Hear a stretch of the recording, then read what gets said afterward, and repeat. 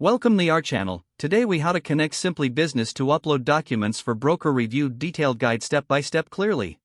Open your web browser and navigate to the Simply Business website. Log in to your account using your credentials. Once logged in, locate the dashboard. Look for the option labeled Documents or Upload Documents. Click on that option to access the document upload area. You may see a prompt that explains the document upload process. Read through the instructions carefully to ensure compliance.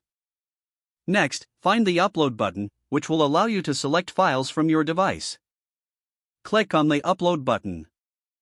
A File Explorer window will open, allowing you to browse your computer. Navigate to the folder containing the documents you wish to upload. Select the relevant documents one by one or multiple files as allowed. Once selected, click Open in the File Explorer window. You should see a progress bar indicating the upload status. Wait for the completion of the upload process to ensure all documents are properly submitted.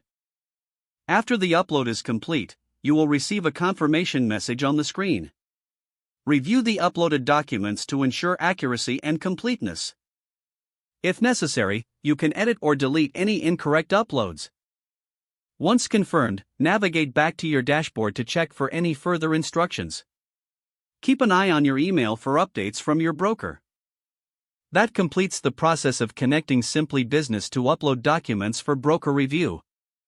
If the page does not load, refresh the browser or try again in a private or incognito window. Make sure you are using the correct email address, then retype it carefully to avoid small typos.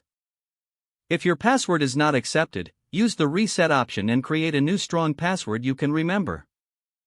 Check your spam folder for verification or security emails, then complete any requested confirmation steps.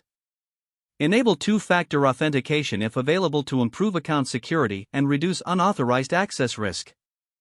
After signing in, review your profile details so your contact information and settings are accurate and current. If you see an error message, note it down and try again after restarting your device and internet connection.